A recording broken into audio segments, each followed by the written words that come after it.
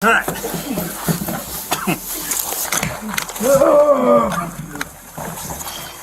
your hands! On the morning of April 2nd, 2025, a quiet neighborhood in West Salem, Wisconsin was jolted awake by a disturbing call to police. Officers were dispatched to a residence after a report of a domestic disturbance Oh, so somebody's in the back so he doesn't run out? He's in there. involving a 78-year-old grandmother and her 20-year-old grandson, who had only recently moved in with her. The grandson had been living there for about a week after leaving his sister's home following an argument. According to the grandmother, his behavior had become increasingly odd and paranoid in recent days. She had begun to wonder if drugs might be playing a role, though she couldn't be certain. His demeanor was so unpredictable that she described conversations with him as impossible. Him and his sister had a fight. He was living with her, so he moved out and staying with me till I got a new apartment. But lately, he's been so paranoid that you can't tell. He's always right. And He was always convinced he was right, and any disagreement escalated tension. That morning, the grandmother's unease turned into fear. She recalled that her grandson came downstairs shortly after waking up, retrieved something from the kitchen, and returned to his room. Minutes later, he emerged again, this time holding a popsicle stick in his hand like a knife. Without warning, he announced, "I have to kill you." he came downstairs out the door. And I don't know what he did in the kitchen. He went back upstairs. The second time he came downstairs, he had a popsicle stick in his hand, and he said, "I gotta kill you.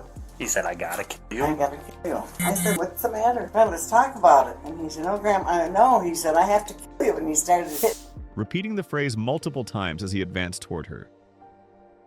Startled and trying to calm him, she asked what was wrong, but he only repeated his chilling statement. He then began striking her on top of the head with the popsicle stick in a stabbing motion. She estimated he hit her between 8 and 10 times, knocking her to the ground. Despite the blows and the shock of the attack, she managed to get up, scramble to the front door, and unlock it. She fled to a neighbor's house, fearing he might chase her.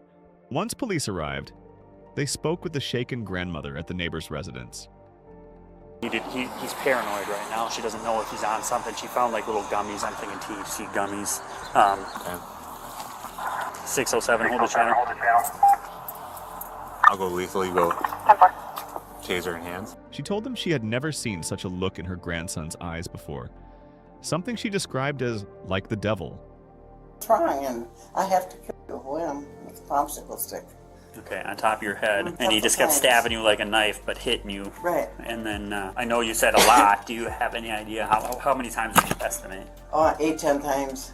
She also mentioned finding a black package earlier that morning containing small, round orange gummies labeled with strange dosage instructions, something along the lines of taking 1/127th of a piece. Glow things, it was called. And it said to take 1/27th of a 1/27th. How do you measure that? But anyway, have you ever heard of that, orange glow? I don't know what it is. Yeah, it's one of those, I think. The only Is thing that- I could think is like a THC gummy or something. Yeah, it's stuff like a gummy bear. Because you'd look, oh my God, if I'd have met him somewhere and didn't know him, he'd have scared me. She suspected they might be THC edibles. While officers were still speaking with her, they noticed the grandson peering out the front window of the house, watching them. Concerned that he might try to flee, they coordinated their approach. The grandmother gave them permission to enter her home and confirmed no one else was inside. When officers moved in, they announced themselves but were met with resistance almost immediately. The young man ignored commands to show his hands and instead fought physically to avoid being detained.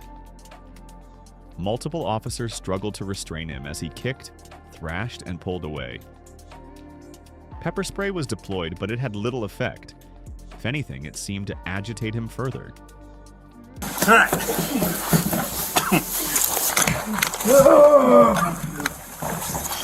Give me your hands! Give me your hands! The struggle intensified, and with the suspect continuing to resist, a taser was used, delivering jolts of electricity in an attempt to subdue him. Even then, he fought against being placed in handcuffs. The officers began to suspect he might be under the influence of drugs or experiencing a severe mental health crisis, possibly a condition known as excited delirium, where extreme agitation and abnormal strength make restraint extremely difficult. His pulse was racing, his eyes were wide, and his erratic speech made little sense. At times he seemed confused about where he was or what had just happened. I'm not gonna let it go. Stop resisting! Turn over! There's more units! Down right now! Give it up, just get another psycho. Claiming he didn't even know officers were in the house until they were on him. Once restrained, officers asked repeatedly what he had taken, stressing that it was for medical reasons. He denied using drugs or alcohol that day but mentioned gummies without elaborating. He alternated between appearing dazed and suddenly tensing up, rolling his body and trying to pull free. At one point, he became fixated on a taser probe lodged in his groin, insisting they cut it off immediately. Paramedics arrived to evaluate him, and officers informed them about the use of pepper spray and the taser, as well as his possible drug ingestion. Nuclear weapons? Abrams tanks? Nothing like that? While awaiting transport, he continued to fluctuate between brief cooperation and renewed struggling, forcing officers to maintain physical control. Meanwhile, back at the house, police recovered the package of Delta 8 THC gummies the grandmother had mentioned, along with the broken popsicle stick, still with strands of her hair attached. Delta 8 THC is a psychoactive compound derived from hemp that has gained popularity in recent years for its milder high compared to Delta 9 THC. But in high doses, it can still cause disorientation, paranoia, and impaired judgment. The grandmother declined an ambulance at the scene, insisting she was sore but otherwise fine. She bore cuts and bruises from the attack, as well as tenderness on the top of her head where she had been struck. Still, she was adamant that she wanted charges pursued, telling officers her grandson should not be allowed to return to her home.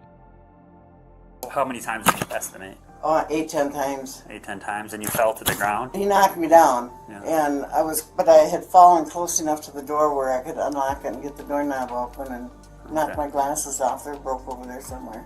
The 20-year-old was ultimately taken to the hospital for clearance before being booked into jail. He faced multiple charges, including felony physical abuse of an elder person causing bodily harm, along with misdemeanor counts of resisting or obstructing an officer and disorderly conduct. After just a few days in custody, he was released on a $1,000 signature bond. But freedom didn't last long. Slightly more than a week later, he was arrested again, this time for felony bail jumping and operating while revoked. Neighbors in the typically calm West Salem community expressed disbelief over the incident, though many noted that drug-related disturbances seemed to be on the rise. The grandmother, though shaken, told officers this wasn't the first time she had noticed signs of paranoia in her grandson. She recalled that even the previous summer, long before this attack, he had seemed suspicious and distrustful of others without clear reason. The violent encounter, which began with something as seemingly harmless as a popsicle stick, underscored the unpredictability of situations involving possible drug-induced psychosis. Officers noted that the combination of physical strength, confusion, and resistance made the arrest one of the more physically demanding ones they'd faced in recent months. Even after the confrontation ended, the lingering effects of pepper spray filled the home, causing everyone inside to cough and choke. The broken popsicle stick and the bag of gummies became central pieces of evidence in the case, both symbolizing how quickly an everyday object or legal product can become part of a dangerous situation. The grandmother's quick thinking in escaping and seeking help likely prevented a far worse outcome. While the case will ultimately be decided in court, the incident serves as a cautionary tale about the risks of powerful psychoactive substances, legal or otherwise, and how they can lead to sudden, unpredictable violence. For the grandmother, what began as an effort to give her grandson a safe place to stay became a terrifying ordeal she'll never forget. And for police, it was a reminder that even the most seemingly minor domestic calls can turn into life-threatening confrontations in an instant.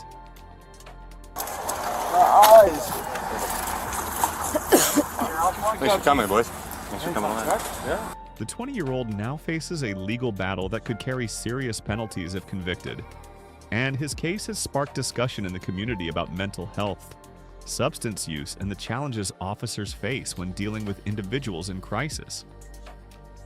Whether the cause was drugs, an underlying psychological issue, or a combination of factors, the April 2nd attack in West Salem will remain etched in the memories of everyone involved, especially the grandmother who came face to face with the sight of her grandson she had never seen before. And that's the shocking story out of West Salem, a case that started with a popsicle stick and ended with felony charges. What do you think was really going on here? Was it the Delta 8, something deeper, or both? If you found this story as unbelievable as we did, go ahead and hit that like and subscribe. Thanks for watching. Stay safe out there, and we'll see you in the next video.